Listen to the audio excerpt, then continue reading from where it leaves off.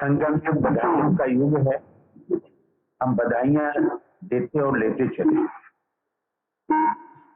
सबसे बड़ी बात यह है कि जो बाबा के योगी बच्चे हैं, ज्ञानवान बच्चे हैं,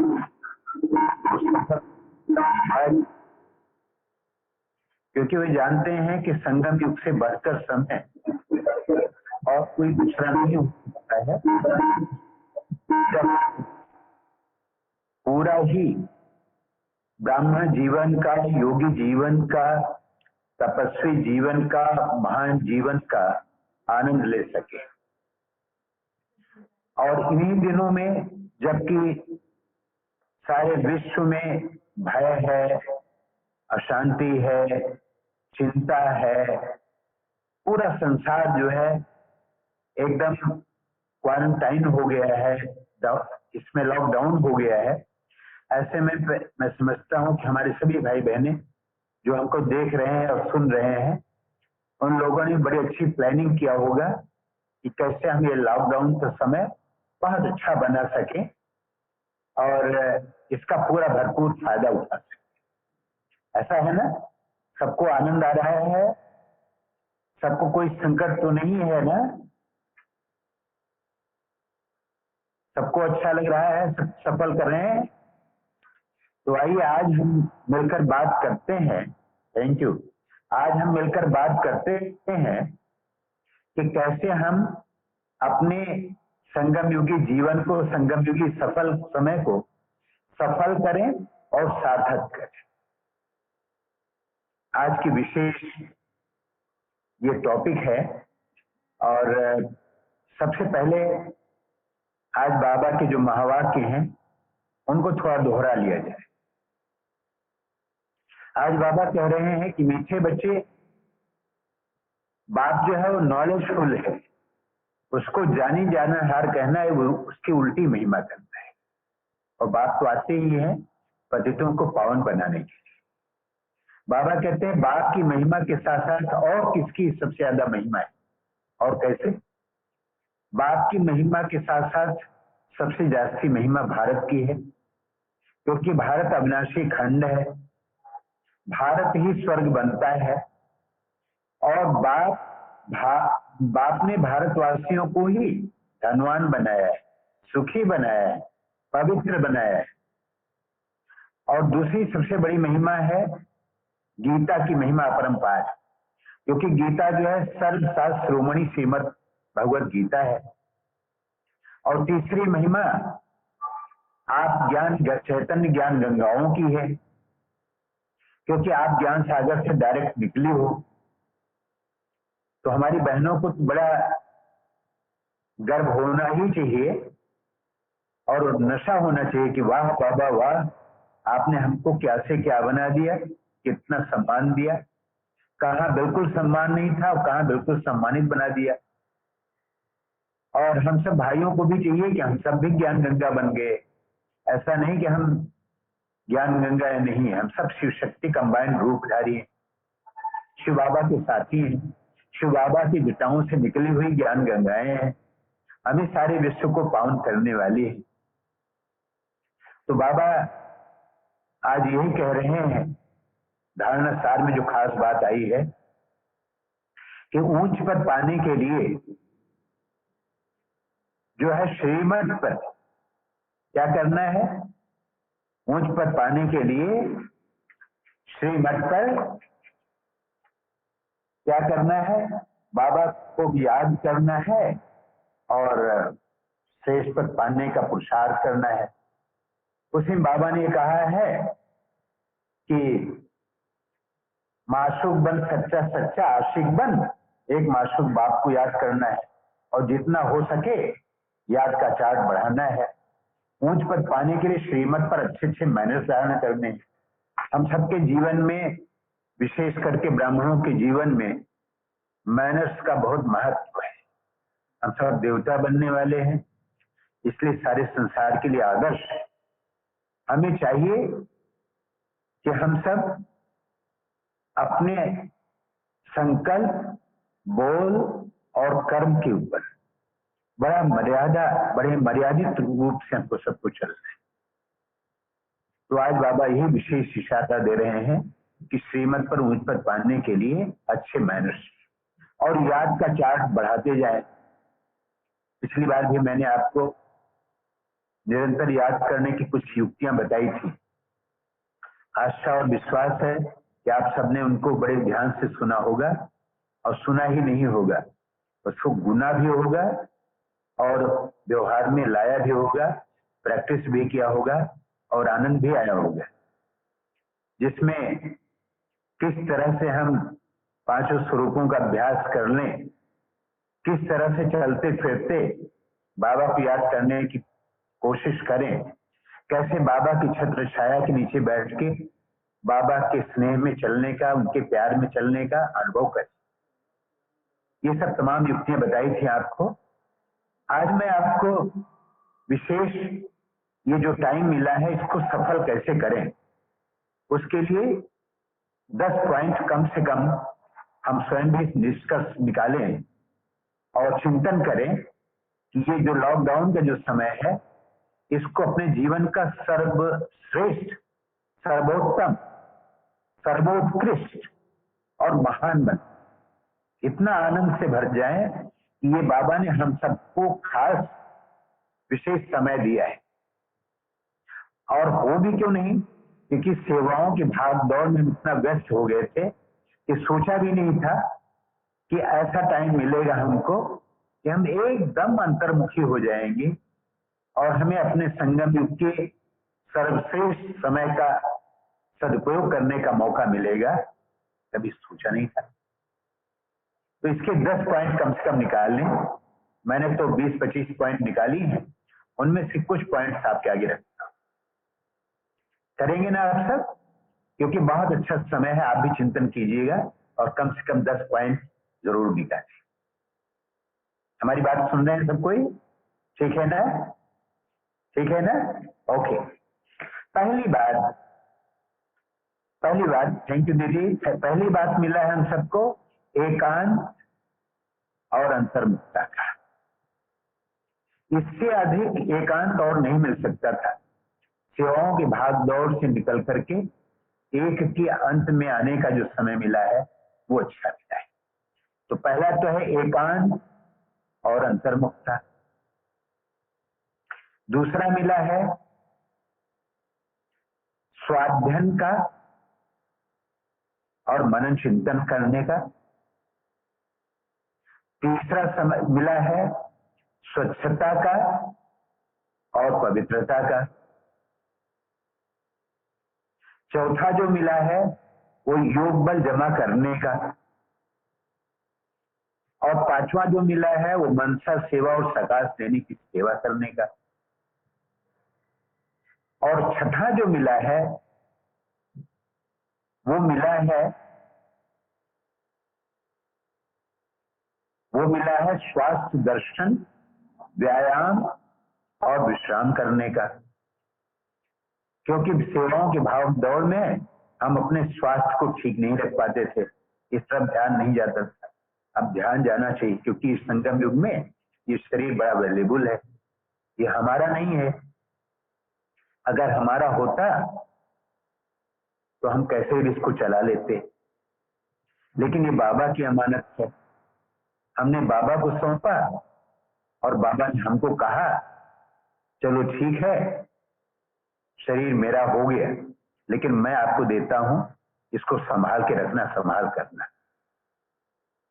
तो बाबा ने ट्रस्टी बन करके इसको संभालने की जो सेवा दी है वो जो है हम सबको दिया है।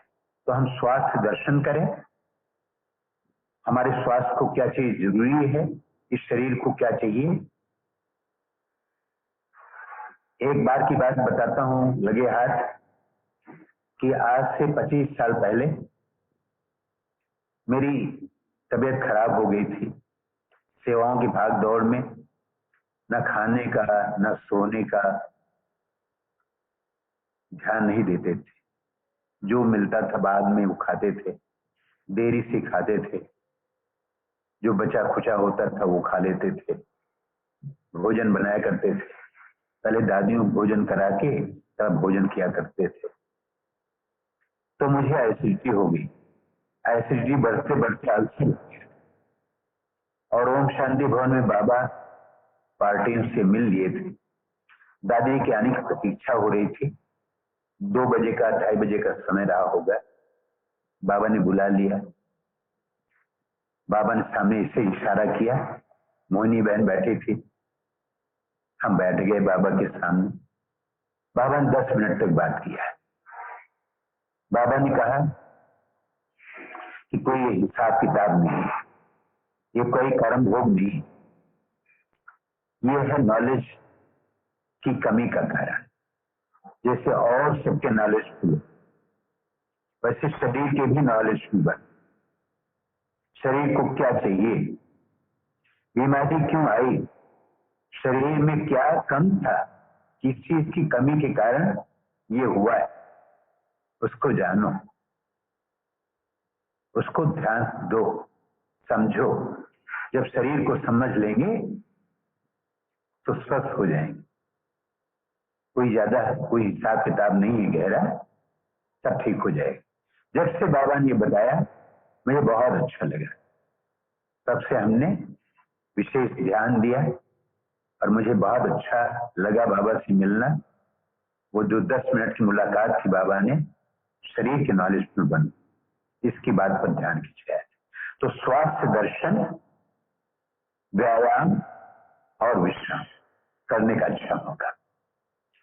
सभी बात जो मिली है वो मिली है कि हम अपनी आदतों को, अपनी कमियों को देखें और जो आदतें पड़ गई हैं उनको परिवर्तन करने का हम प्रयास करें। क्योंकि मेहनत अच्छे से धारण करने, हम सबको देवता बनना है। हमारे सोच, हमारे विचार सब अच्छे होने चाहिए। 8वीं बात है सकारात्मक सोच विकसित करने का मौका मिला है। जितना हो सके अच्छा सोचें। जो हमारे दिन के दिनचर्या में निगेटिव संकल्प चलते हैं, जो बुरे संकल्प चलते हैं, जो व्यर्थ चलते हैं, ये बहुत अच्छा एक मौका मिला है कि हम सब सकारात्मक सोचें, आदत डाल दें। हर दृश्य को देखते हुए उस दृश्य के पीछे कल्याण का भाव क्या है, क्यों ये दृश्य आया है। ये हमारी अवस्था को अच्छा बनाने के लिए आया है, हमें विजयी बनाने के लिए आया है। हम इस क्लास को क्रॉस करके एक टेक्स्ट पेपर आया है कि हमको अपनी अवस्था देखने का मौका मिला है। इस तरह से देखें कि जो भी बातें हैं हमें बहुत अच्छा एक मौका मिला है। ये जो घटना घट रही है, जो हो रहा है अच्छा हो रहा है, जो हुआ अच्छा हुआ और जो होगा बहुत अच्छा होगा। तो हम सब इस बात के लिए अपने आप को तैयार करें। 9वीं बात जो मिली है वो मिला है प्रकृति की सेवा करने का। बाहर की दुनिया में भी लोग जान रहे हैं कि क्वारंटाइन में आने के बाद, लॉकडाउन होने के बाद नेचर को बड़ा सुख मिला है। पोल्यूशन बहुत कम हो गया है। चारों तरफ जो पशु पंछी प्राणी थे वो भी बहुत सुखी हुए, बहुत दुखी थे वो लोग घूम रहे हैं, उनको एकांत मिला है, अच्छा अवसर मिला है। और प्रकृति भी बड़ी जो है वो सुख का अनुभव कर रही है। लेकिन और अच्छा हो कि इस मौके पर हम भी प्रकृति के 5 तत्वों को अपने शुभ संकल्प दे दें, स्वयं को आत्मा राजा अनुभव करें और सामने 5 तत्वों को सामने विराजमान देखिए। सामने धरती मां मुकुट पहने हमारे विराजमान है। फिर पास में आकाश तत्व, वो भी राजा बन करके बैठा है, देव बन के बैठा है। फिर देखें कि जल भी है, फिर वायु भी है और अग्नि भी है। ये सारों 5 तत्व मेरे सामने बैठे और वो मैं उनसे सलाह मशविरा कर रहा हूं। धरती मां कह रही है कि राजन, हे प्रकृति के स्वामी, हे स्वराज्य अधिकारी, हे हमारे मालिक, अब ऑर्डर करो और हम अपना काम शुरू करें, क्योंकि बहुत हो गया, अब सहन नहीं होता। मेरे ही बेटों ने, मेरे ही बच्चों ने मुझे काटा, बांटा, इसको सोखा, सुखाया और मेरा अंग भंग किया, मेरा शोषण किया और इतना पोल्यूशन बढ़ा दिया कि अब जो है सहन नहीं होता है। मन तो करता है कि सब खत्म कर दूं, लेकिन आप कहें तो मैं करूं। जैसे आप उनको कहते हैं, ठहरो, धरती माँ तुम माँ हो, ऐसा मत करो, धीरज वाली हो, धीरज धरो। अभी माँ का काम है धीरज धरना, धरती का काम है। माँ अगर ऐसे करेगी तो बाकी और कैसे करेंगे? इसलिए धरती माँ धीरज धरो, तुम्हारे संकट के दिन बहुत शीघ्र ही समाप्त हो जाएंगे और तुम धीरज धरो। जब मैं कहूंगा तो करना। हाँ, थोड़ा बहुत बच्चों को इशारा देने के लिए यहाँ किया, वहां किया, थोड़ा यहाँ वहां, थोड़ी हलचल कर लो। अर्थक्वेक जैसे भी कल परसों थोड़ा थोड़ा आया। सोचिए, एक तरफ तो सारी तरफ कोरोना का डर है और दूसरी तरफ इसमें अगर अर्थक्वेक आ जाए और पांचों तत्वों के द्वारा और भी हो जाए, इसमें कहीं चक्रवात बहुत आया, कहीं सुनामी आ जाए, तो देखिए दुनिया का क्या हाल होगा। वो तो होने वाला है और हम सब जानते हैं तो होने वाला है। बाबा ने पहले बताया, इसको एंजॉय करें, खूब आनंद लें। जो भी समय है, जो स्थिति है, उसका पूरा लाभ है। और नवीं बात बताइए आपको। हाँ, इसके साथ साथ और इसको गहराई से देखें कि ये समय है अंतिम समय की तैयारी करने की। विनाश सडनली ना होगा, उसके पहले रिहर्सल करने का हम सबको बड़ा अच्छा मौका मिला है। बाबा ने हम सबको ऐसा बिठाया है कि हम सब अपनी तपस्या को और बढ़ाएं और रिटर्न जर्नी के लिए तैयार हो जाएं। और यही समय मिला है हमें कि जब हम बेहद की वैराग्य वृत्ति उसको जमा करें, और ये बेहद की वैराग्य वृत्ति जब हमसे निकलेगा तब सारे संसार में जाएगा। सारा संसार तो दुनिया के मायावी आकर्षणों में उलझा है। किसको लगा है कि नई दुनिया में चलना है? सब समझते हैं यही स्वर्ग है, लेकिन ये स्थिति परिस्थिति अब अनुभव कर रहे हैं लोग। अब हमारा जो बेहद का वैराग्य है वो संसार में वैराग्य वृत्ति लाए। इसके लिए बेहद के वैराग्य वृत्ति की बड़ी आवश्यकता है। बेहद की वैराग्य वृत्ति होगी तो त्याग होगा, त्याग होगा तो संतुष्टता आएगी, और संतुष्टता आएगी तो एक रस स्थिति होगी, और एक रस स्थिति होगी तो हम स्थित प्रज्ञ हो पाएंगे। ये श्रृंखला है। बिना बेहद के वैराग्य के, बिना बेहद के वैराग्य के त्याग जो है वो धोखा है। बिना बेहद के वैराग्य के तप जो है वो हठ है, तपस्या करना हठ है। और बिना बेहद के वैराग्य के पुरुषार्थ करना और रेत के ऊपर मकान बनाना है।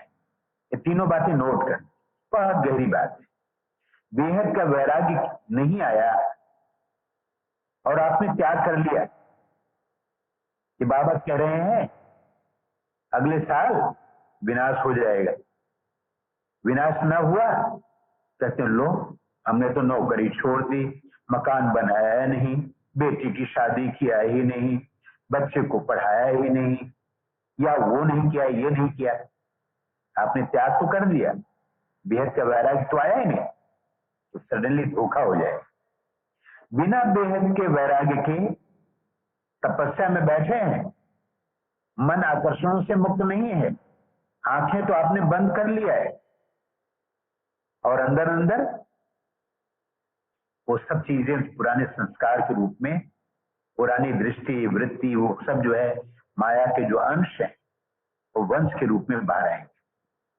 इसलिए बिना बेहद के वैराग्य के तप करना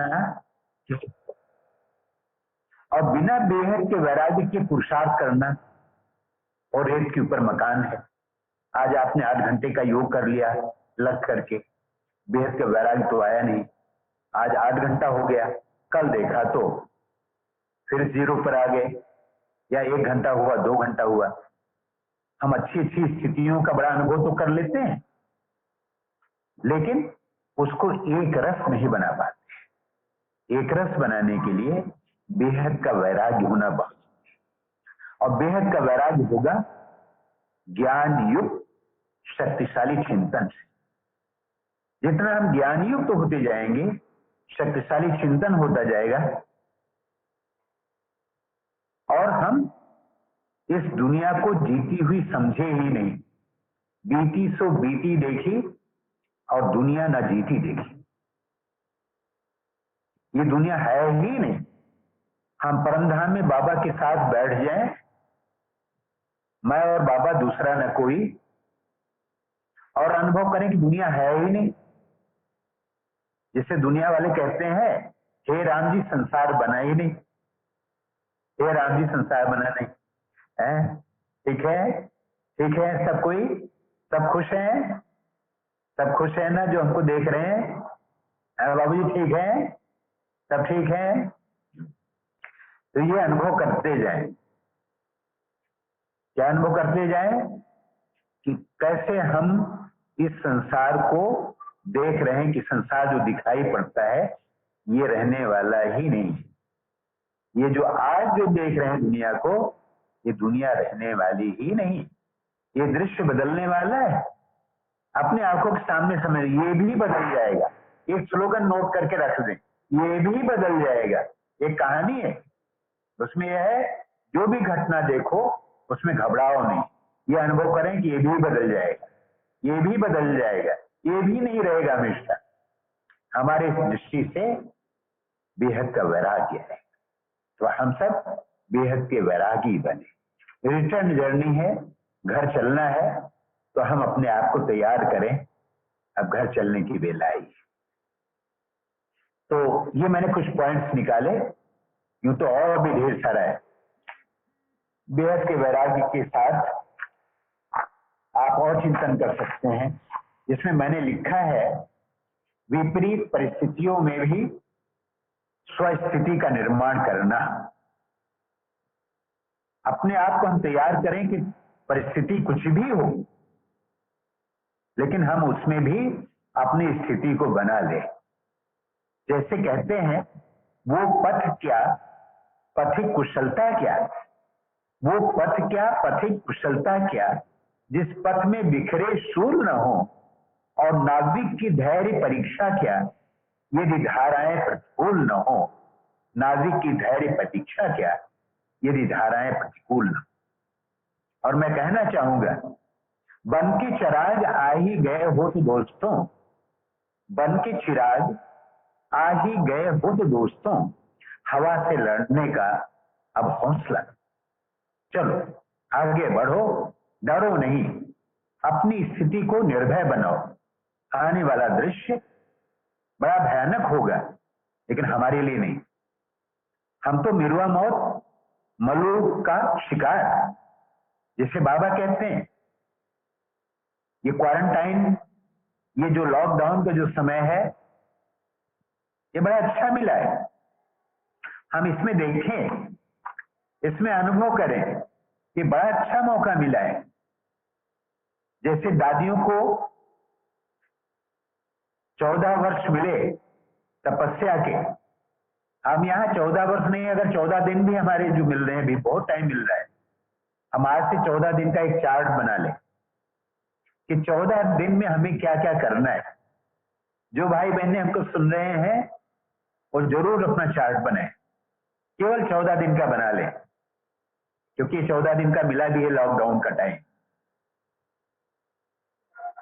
तो हम इसमें 14 दिन में मुझे एक दिन में क्या करना है, एक दिन में आत्मचिंतन करें, आत्माभिमानी बनने की तपस्या कर ले, खूब गहराई में जाए, सारे दिन धुन लगा दें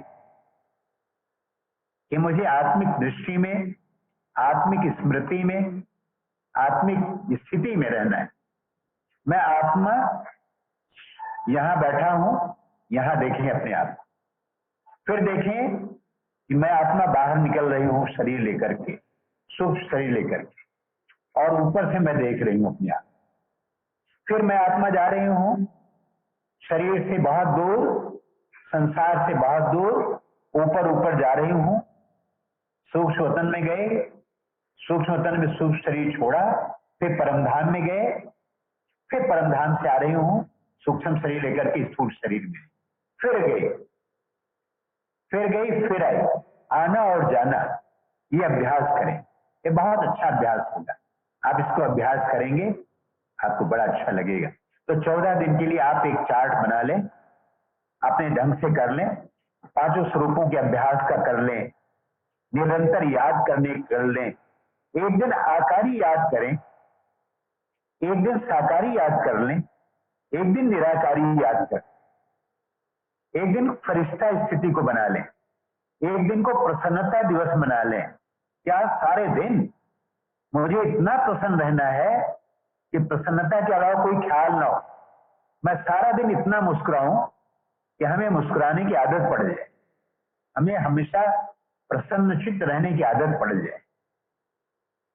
कहते हैं चलो चुपके से रखाएं, चलो चुपके से रखाएं खुशियां उनके सिरहाने में, जिन्हें मुद्दत है गुजरे खुल करके मुस्कुराने में।